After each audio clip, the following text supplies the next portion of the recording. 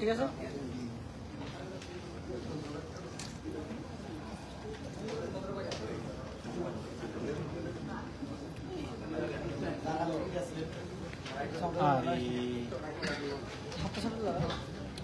সাংবাদিক বন্ধুদের সবাইকে আজকের এই সাংবাদিক বৈঠকে আমি স্বাগত জানাচ্ছি সরকারের তরফ থেকে এবং আমার ব্যক্তিগত তরফ থেকে। দুটো বিষয়, গতকাল আমাদের ক্যাবিনেট মিটিং সম্পন্ন হয়েছে। আজকের এই নিয়ম অনুযায়ী আমাদের ক্যাবিনেট ব্রিফিং, তার আগে এখানে ফুড ডিপার্টমেন্টের কিছু সিদ্ধান্ত নিয়ে আপনাদের অবহিত করা হবে। আমার সঙ্গে যারা রয়েছেন, আমার বাঁদিকে Rabindra Kumar, special secretary food, ডান দিকে রয়েছেন Nirmal Adhikari, director food department, এবং অভিজিৎ, আমাদের জয়েন্ট ডাইরেক্টর ফুড ডিপার্টমেন্ট। গতকাল আমাদের ক্যাবিনেট মিটিং সম্পন্ন হয়েছে এবং বিভিন্ন গুরুত্বপূর্ণ সিদ্ধান্ত সেই মিটিংয়ে মাননীয় মুখ্যমন্ত্রী পৌরোহিত্যে গ্রহণ করা হয়েছে। গুরুত্বপূর্ণ সিদ্ধান্তগুলোর মধ্যে আমি প্রথম যে সিদ্ধান্তটা আপনাদের প্রত্যেককে আমরা অবগত করতে চাইব, খাদ্য এবং জনসম্ভরণ দপ্তরের তরফ থেকে এবার সিদ্ধান্ত গ্রহণ করা হয়েছে দুর্গাপূজা উপলক্ষে সারা রাজ্যের আমাদের 9,83,000 রেশন কার্ড রয়েছে। এই প্রত্যেকটি পরিবারকে বিনামূল্যে 1 কেজি করে চিনি, 2 কেজি ময়দা এবং 500 সুজি সেখানে প্রদান করা হবে। মাননীয় মুখ্যমন্ত্রী তার অনুমোদন দিয়েছেন। খাদ্য দপ্তরের তরফ থেকে আমরা প্রস্তাব ক্যাবিনেটে পেশ করেছি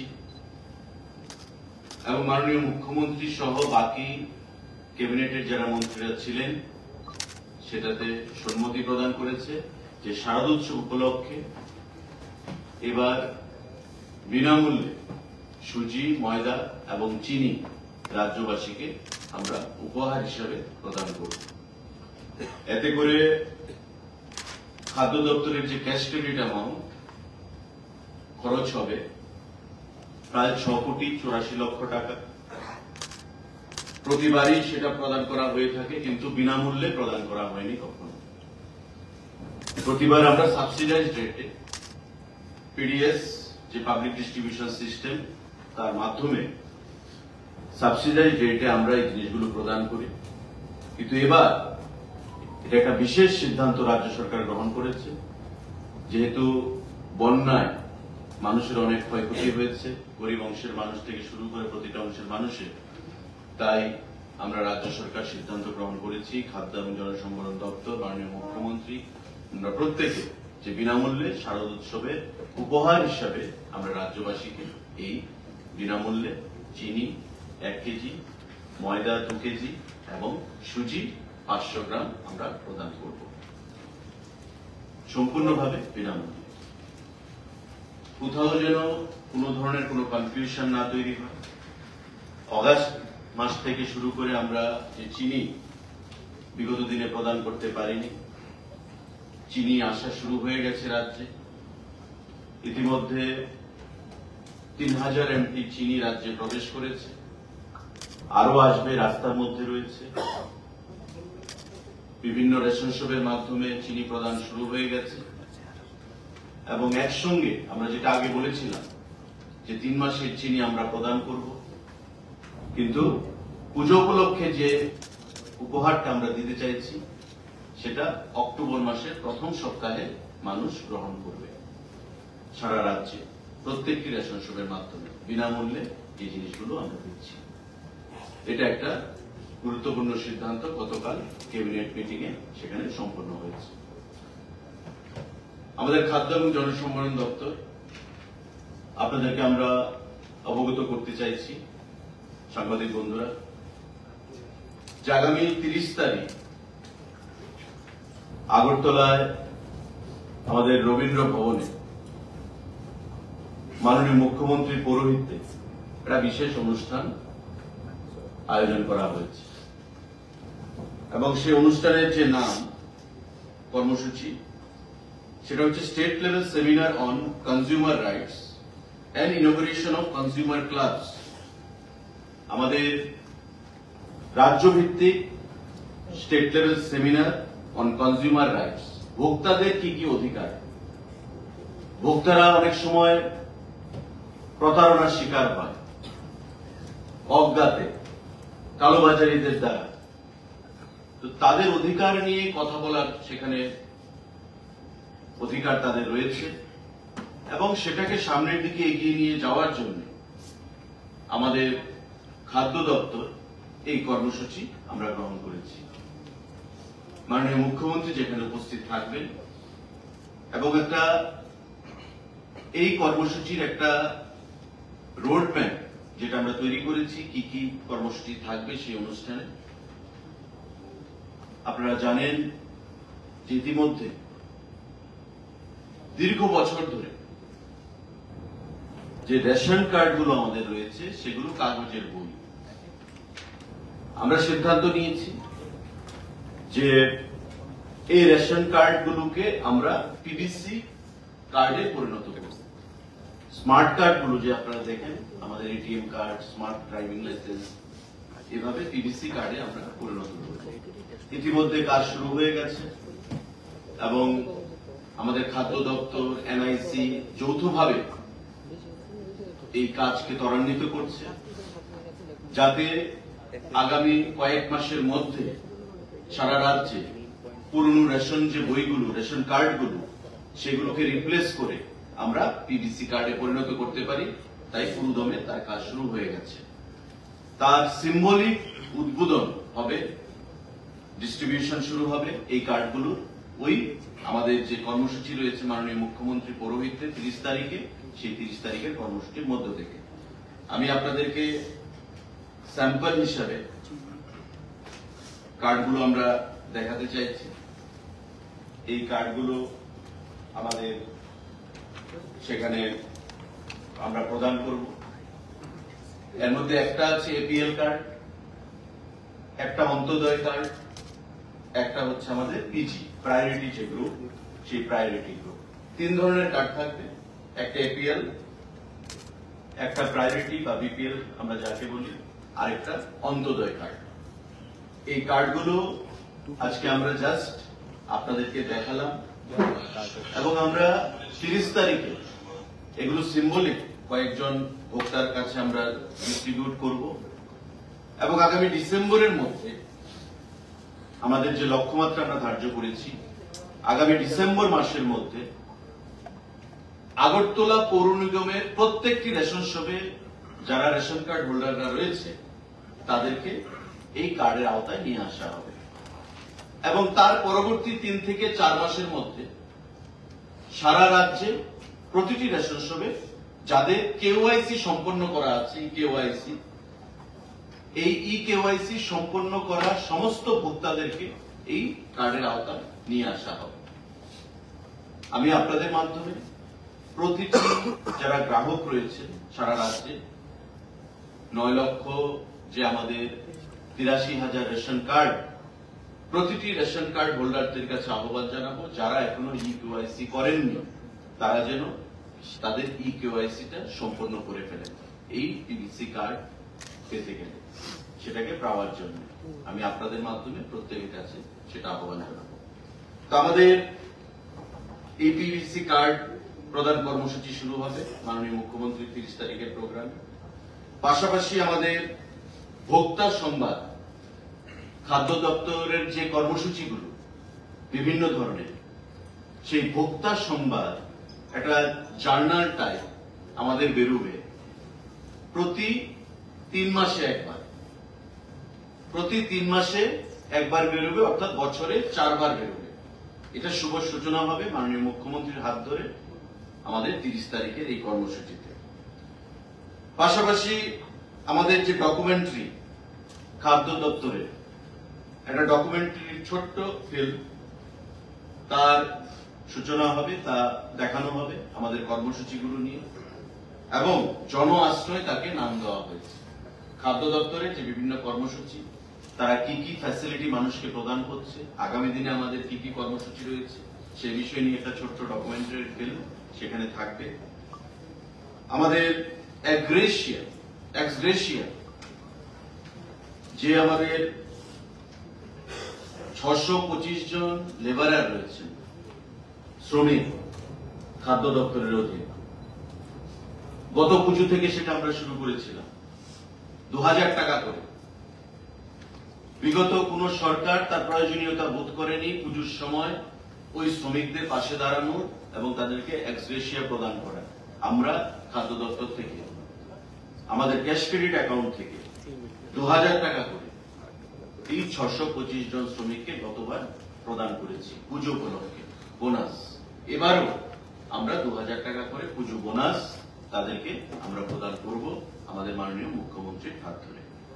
এবং যে ঘোষণাটা আমরা দিলাম যে সুজি, ময়দা এবং চিনি বিনামূল্যে এবারকার পুজো উপলক্ষে আমরা প্রদান করছি, তারও একটা সিম্বলিক ডিস্ট্রিবিউশন আমাদের মাননীয় মুখ্যমন্ত্রীর হাত ধরে সেটা আমাদের সম্পন্ন হবে আগামী 30 তারিখের কর্মসূচিতে। তো খাদ্য দপ্তরের এই যে আমাদের অনুষ্ঠান, তাতে আপনারা সবাই আমন্ত্রিত থাকবেন এবং আপনাদের মাধ্যমে আবারও আমি রাজ্যের জনগণকে অনেক অনেক অভিনন্দন জানাচ্ছি, শুভেচ্ছা জানাচ্ছি। যে পুজো উপলক্ষে মাননীয় মুখ্যমন্ত্রীকেও শুভেচ্ছা জানাচ্ছি, ধন্যবাদ জানাচ্ছি, খাদ্য দপ্তরের তরফ থেকে অভিনন্দন জানাচ্ছি এবং পুরো ক্যাবিনেটকে আমরা ধন্যবাদ জানাচ্ছি খাদ্য দপ্তরের তরফ থেকে, যে এই যে একটা সিদ্ধান্ত যা বিগত কোন সময় গ্রহণ করা হয়নি। পুজোর সময় আমাদের 6,84,00,000 টাকা খরচ করে আমাদের রাজ্য সরকারের, আমাদের খাদ্য দপ্তরের কোষাগার থেকে বিনামূল্যে এই পুজোর উপহার তাদেরকে প্রদান করার জন্য। এটা হচ্ছে আমাদের খাদ্য দপ্তরের আজকে প্রেস মিট। তারপর আমি আপনাদের উদ্দেশ্যে ক্যাবিনেট ব্রিফিং যে আমাদের হয়েছে, সেই ক্যাবিনেট ব্রিফিং নিয়ে আপনাদের উদ্দেশ্যে কথা বলবো। খাদ্য দপ্তরের স্পেশাল সেক্রেটারি আছেন এখানে, আমাদের ডাইরেক্টর ফুড রয়েছে, আমি তাদেরকে বলবো আমাদের ক্যাবিনেট ব্রিফিং হবে। 2 মিনিট আপনারা ব্রেক দেবেন, তারা চলে যাবেন, তারপর আমি আলাদাভাবে আপনাদেরকে ক্যাবিনেট ব্রিফিং করব। এই ডিসিশন সম্পর্কে যদি কাদের কোনো সিদ্ধান্ত থাকে সেটা আপনারা প্রশ্ন করতে পারেন।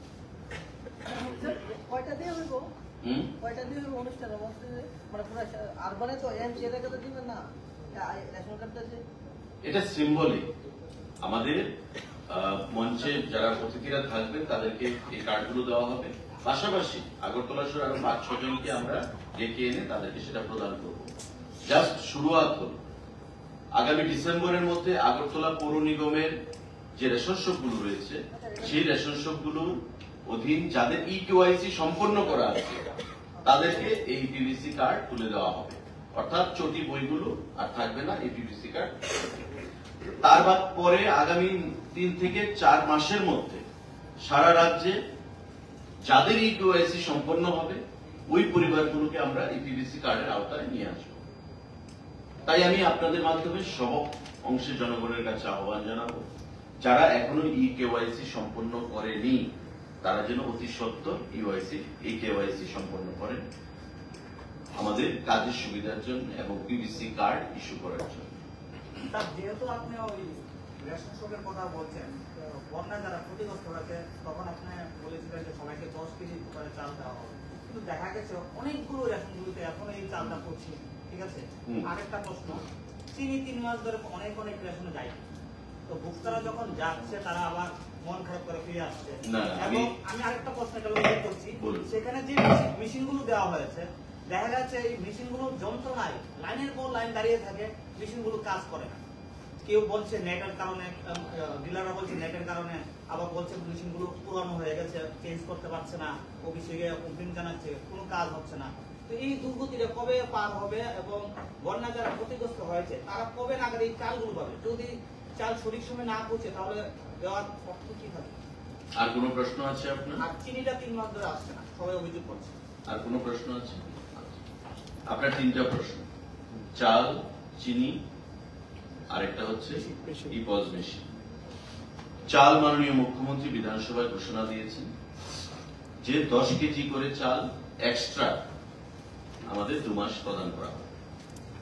আপনারা নিশ্চয়ই জানেন যেটা ঘোষণা হয়েছে, খাদ্য দপ্তর ফিনান্স ডিপার্টমেন্ট থেকে অর্থ চেয়ে সেখানে ফাইল পাঠিয়েছে এবং এই চালটা আমাদের কিনে দিতে হবে এফসিআই। ফিনান্স ডিপার্টমেন্ট আমাদেরকে অর্থ দেবে, আমরা কিনে অতি সত্তর এই চাল আমরা প্রদান করব।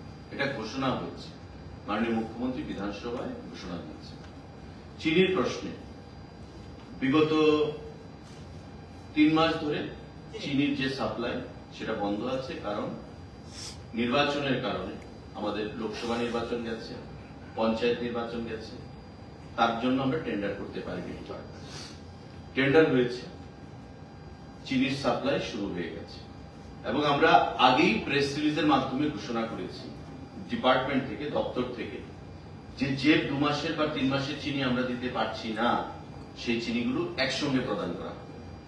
এবং আমি আমার সাংবাদিক সম্মেলনের শুরুতেই বলেছি, আপনি হয়তো নোটিস করেননি বা ওভারহিয়ার করেছেন, চিনি রাজ্যে 3000 এমপি প্রবেশ করেছে, ঢুকেছে, আরো প্রায় 2000 এমপি রাস্তায় আসছে। বিভিন্ন রেশন শপগুলোতে চিনি প্রদান করা শুরু হয়ে গেছে। একসঙ্গে চিনি প্রদান করা হবে যেগুলো চিনি পায়নি বিগত দিনে, এবং আমরা প্রেস রিলিজ দিয়ে আগেই মানুষকে বলে দিয়েছি ডিপার্টমেন্ট থেকে, এখন একসঙ্গে সেই চিনি প্রদান করা হচ্ছে। আর অক্টোবর মাসে ফার্স্ট উইকে যে চিনি প্রদান করা হবে সেটা হবে ফ্রি অফ কস্ট, যেটা আমি আজকে ঘোষণা দিলাম পুজো উপলক্ষে। চিনি 1 কেজি, সুজি 500 এবং ময়দা 2 কেজি, এটা আমরা ফ্রি অফ কস্ট প্রদান করি। কিন্তু তার আগে যে চিনিগুলো তারা পেন্ডিং হয়ে আছে 3 মাসে, সেটা একসঙ্গে তারা পায়। ঠিক আছে? আর যে মেশিনের কথা বলেছেন, মেশিনের এখানে স্পেশাল সেক্রেটারি এবং ডাইরেক্টরও আছেন। আমাদের ইপজ মেশিনগুলো এগুলো দীর্ঘদিন ধরে চলছে, আমাদের প্ল্যানিং আছে, খুব শীঘ্রই আমরা সেই মেশিনগুলোকে রিপ্লেস করব, খুব শীঘ্র।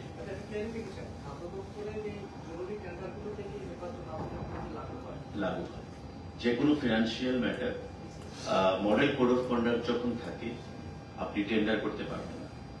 কোন টেন্ডার, একমাত্র শুধু ডিজাস্টার যদি হয়, ডিজাস্টারের ক্ষেত্রে কোনো টেন্ডার প্রয়োজন হয়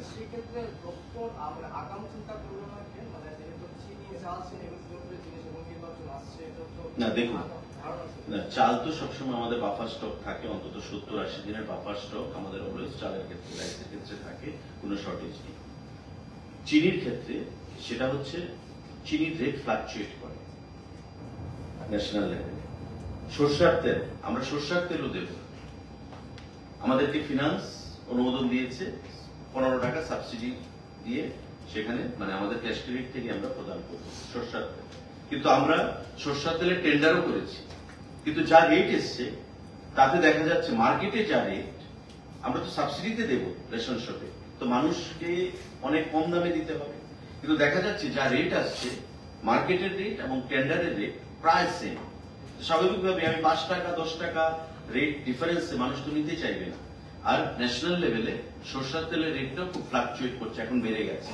এখন যদি আমরা দিই মানুষকে সেখানে লাভ হবে না, তাই আমরা অপেক্ষা করছি দিওয়ালির সময় পর্যন্ত বা দিওয়ালির আগে পরে একটা সময় আমরা সরষের তেলটা আবার প্রদান করব। সিমিলার চিনির ক্ষেত্রেও আপনি জানবেন যে গতবার যে রেট ছিল চিনির রেশন শপে, এবার রেটটা অনেকটা বৃদ্ধি পেয়েছে, কারণ টেন্ডারের রেট চিনির যা ছিল বিগত বছর সেটা বৃদ্ধি পেয়ে এখন 44 টাকার উপর হয়ে গেছে।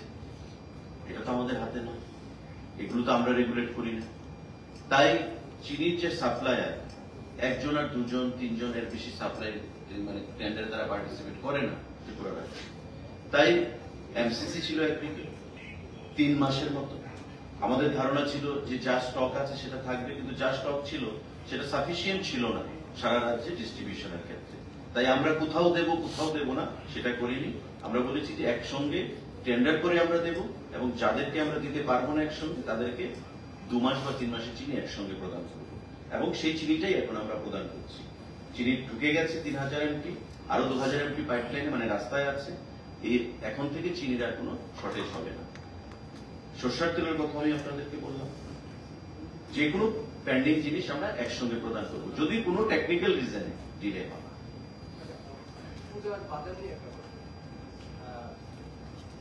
বাংলাদেশ গভর্নমেন্ট ইলিশ মাছ রপ্তানি অনুমতি দিয়েছে। গতকালকে সম্ভবত বেনাপোল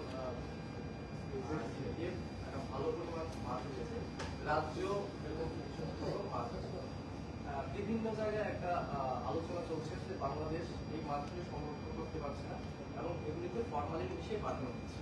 গোটাটা আলোচনা, কোনো সুনির্দিষ্ট অভিযোগ নেই। আচ্ছা, আমরা যদি ধরেও নেই এটা অভিযোগ কি অভিযোগ মানে সত্যতা আছে বা নাই, আমদানি করা মাছগুলি পরীক্ষা নিরীক্ষার জন্য খাদ্য দপ্তরের কি কোনো পরিকল্পনা আছে কিনা? যদি না থাকে তো সেটা নিয়ে খাদ্য দপ্তর কি করছে? দেখুন, নাম্বার 1, আমদানি মানে এক্সপোর্ট ইম্পোর্টের বিষয়ে খাদ্য দপ্তরের কোনো এখতিয়ার নেই। এটা গভর্নমেন্ট অফ ইন্ডিয়া রেগুলেট করে, রাজ্য সরকারের কোনো এখতিয়ার নেই। ইন্ডাস্ট্রি অ্যান্ড কমার্স, ঠিক আছে, এটা আমাদের কোনো এখতিয়ারই জারিসডিকশন নয় এটা আমাদের।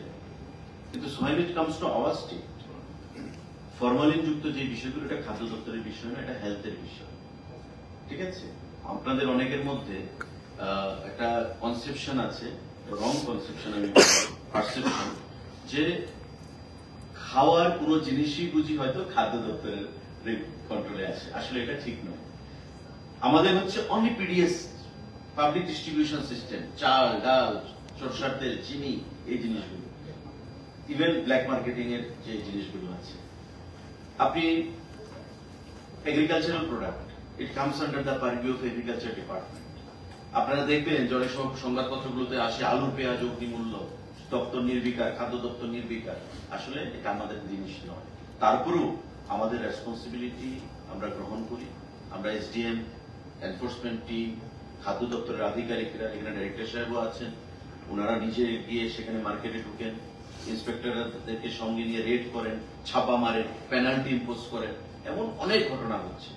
সুতরাং একটা জিনিস আমি ক্লিয়ার করে দিতে চাই যে পিডিএস আইটেম এবং কালোবাজারে এই জিনিসগুলোর বাইরে কোন জিনিসের কন্ট্রোল করা খাদ্য দপ্তরের এখতিয়ারে আসে না। তারপরেও আমরা দেখছি আগামী দিনে ইসিজি অ্যাক্ট, এসেনশিয়াল যে কমোডিটি অ্যাক্ট, সেটাকে আরো কি করে শক্তিশালী করা যায়। কারণ বর্তমান যে ইসি অ্যাক্ট রয়েছে, এসেনশিয়াল কমোডিটি অ্যাক্ট, সেটা সাফিসিয়েন্ট নয় কালোবাজারিদেরকে কন্ট্রোল করার ক্ষেত্রে। আমরা তারপরেও আধিকারিকদেরকে বলেছি ইসি অ্যাক্টটাকে আরো রিভিউ করতে, করে নতুন ইসি অ্যাক্ট করার জন্য, যাতে আমরা আগামী দিনে কঠোরভাবে কালোবাজারিদেরকে মোকাবিলা করতে পারি।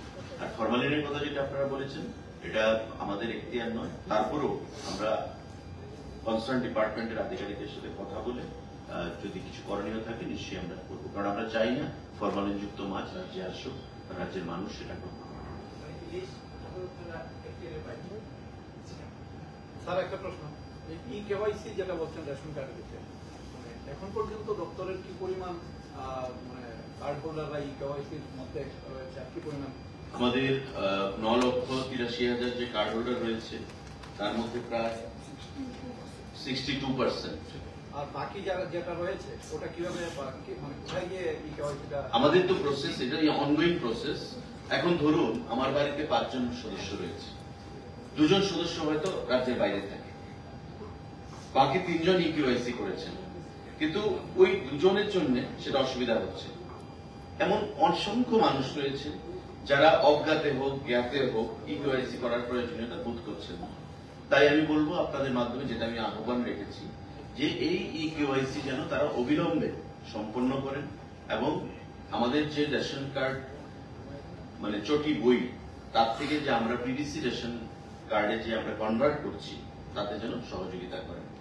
প্রসেসটা কি কোথায় গিয়ে করবো? রেশন কার্ড, ডিলার, রেশন শপে, ডিলার পয়েন্টে আমাদের যে রেশন শপ রয়েছে সেখানে গিয়ে সেটা করতে হবে। ঠিক আছে, খাদ্য দপ্তরের আর কোনো কোশ্চেন? আমরা দেশে রেশন থেকে যে চালটা কিছু আনি, তারা একটা টিপস দিতে হয়। বিভিন্ন ক্ষেত্রে দেখা যায় 60-70 বছর পর তারা অনেকটা টিপ দেওয়া অনেক সময় হয়ও না, অনেকটা ওয়েট করতে হয়, তারা ওয়েট করে, তারা ওয়েট করে দেয়, আবার কিছুক্ষণ পরে টিপ দেওয়া হয় না। এটা যদি গত করে অনেকটা হ্যারাসমেন্ট করতে হবে। আমার সুবিধা হতো। এটা তো পজ মেশিন তো হ্যাঁ, তাহলে 60 বছর পরে যারা হয় তারা তো আঙুল হয় না, মানে ম্যাচ হয় না। देखिए ऐसा है, ऑनरेबल मिनिस्टर सर ने बताया आपको कि अभी हमारे स्टेट में अराउंड 2 से 2.5 लाख राशन कार्ड ऐसे हैं जिनमें कि आधार ऑथेंटिकेशन बाकी है। वही क्वेश्चन आपने उठाया है। EKYC एक अलग चीज है और उसको ऑथेंटिकेट कराना, अपना बायोमेट्रिक उससे ऑथेंटिकेट कराना वो ज्यादा इंपॉर्टेंट है। बिकॉज कई सारी बार देखा गया है कि जो गैप है ना आपका 2.28, जब तक आधार ऑथेंटिकेशन आप लोग नहीं कराएंगे मिनिस्ट्री उस डेटा को मानेगी, नंबर 1। नंबर 2, राशन कार्ड का डेटा इतना इम्पोर्टेंट है कि ना सिर्फ फूड डिपार्टमेंट के लिए बल्कि अदर डिपार्टमेंट भी, इवन जो हमारा प्रोजेक्ट उन्नति पोर्टल चल रहा है, NIC का अलग पोर्टल चल रहा है, उसके लिए भी जो बेसिक डाटा मांगा गया है वो राशन कार्ड का मांगा गया है। इसलिए फूड डिपार्टमेंट का हमेशा से ये एफर्ट रहेगा अभी आगे से भी कि हम लोग आधार ऑथेंटिकेशन के ऊपर ध्यान दें। इसीलिए जितनी भी सारी राशन कार्ड की दुकानें हैं, राशन शॉप्स है, राशन शॉप्स पे जाके उनको आधार वेरिफिकेशन कराना होगा। अदरवाइज वो फिर उसमें आगे फिर पूरा का पूरा सिस्टम जो चेन है वो चेन पूरा खराब हो जाएगा। जो आप बोल रहे हैं कि प्रॉब्लम्स होता है, प्रॉब्लम्स होने के लिए वो फिर हम लोग देखेंगे उसमें कुछ मशीन्स वगैरह में प्रॉब्लम आ रहा है। NIC के डाटा में कुछ इश्यूज हैं तो NIC से भी हम लोग वो टेक केयर कर रहे हैं। और कुछ जगह पे नई मशीन को करने के लिए भी हम लोग जो CSR मोड में एक SBI का प्रपोजल है उसको भी हम लोग एक्सप्लोर करने का ट्राई कर रहे हैं। तो होपफुली ये जो आप बोल रहे हैं कि आधार ऑथेंटिकेशन में इसमें प्रॉब्लम होती है, आगे आने वाले 2-3 महीने में हम लोग देखेंगे कि वो प्रॉब्लम आपकी सॉर्ट आउट। सर एक क्लियरिटी कर रहे हैं, ये जो प्रॉब्लम है फिंगरप्रिंट नाम हो जाएगा, ये सिर्फ ऐसे लोगों के लिए नहीं है, किसी भी उम्र के लोगों के साथ हो सकता है। मेरा नहीं हुआ है, ये PVC कार्ड का डेवलप करने के बाद इस प्रॉब्लम में कुछ सुधार आएगा टेक्निकली? PVC कार्ड को आप देखो, PVC कार्ड अलग चीज है। PVC कार्ड आपकी सिर्फ सहूलियत के लिए है, राइट। जिस तरह से हम लोग जा रहे हैं कि हर जगह पे पहले बड़ा बड़ा राशन कार्ड आपके पास होता था, अभी जस्ट उसको ऑनलाइन किया हम लोगों ने, तो आपको वो सारा चीज जो आपका जो एंटाइटलमेंट है वो आपको ऑनलाइन उसमें सब होगा। अभी वैसे मैनुअली लिखने का ही सब जरूरत नहीं, तो उससे और इसका कोई रिलेट नहीं है। ये सिर्फ नहीं, उसका तो कोई रिलेशन नहीं है। PVC কার্ডটা তো আমার রেশন কার্ড না আর টেকনিক্যাল নাম্বারটা যে থাকবে সেই নাম্বারটা যেমন এই কার্ডের একটা নাম্বার আছে রেশন কার্ড। ডিলার যখন এই রেশন কার্ডের নাম্বারটা দিয়ে এন্ট্রি করবে তখন তার সামনে সমস্ত কিছু চলে আসবে ডিটেল, ঠিক আছে? বাস তার জন্য। আর এটা ইজিলি ক্যারি করা যায়, পকেটে রেখে দিলাম। আর বইটা কি জল করতে পারে, এটাতে জল করলে কোনো অসুবিধা নেই, বই শেষ হয়ে যায় বা বই যখন শেষ হয় আমরা দেখি ডিলারদেরকে বা দপ্তরকে SDM অফিস থেকে নতুন পেজ অ্যাড করে স্ট্যাপলার করে দিতে হয়, একটা বই নষ্ট হয়ে যায়। কিন্তু এটাতে তার সুবিধা কম হবে না, এটা ইজিলি ক্যারি করা যায়, পকেটে ঢুকিয়ে তার জন্য সরলীকরণ করা সিস্টেম। আর ইপজ মেশিনের কথা যেটা আপনারা বলেছেন, সেক্রেটারি সাহেব যেটা বললেন, ইপজ মেশিনটা সম্পূর্ণ আলাদা। ইপজ মেশিনের ফিঙ্গারপ্রিন্ট দিয়ে আমাকে এন্ট্রি করতে হবে। আমি যে জিনিসগুলো নিচ্ছি আগে তো রেজিস্টার মেনটেন করবো এবং ডিজিটাইজেশন কালোবাজারি রোকার জন্য এই ইপজ মেশিন সেখানে ব্যবহার করা হচ্ছে স্বাভাবিক। এটার সঙ্গে এটা কোনো মানে সম্পর্ক নেই।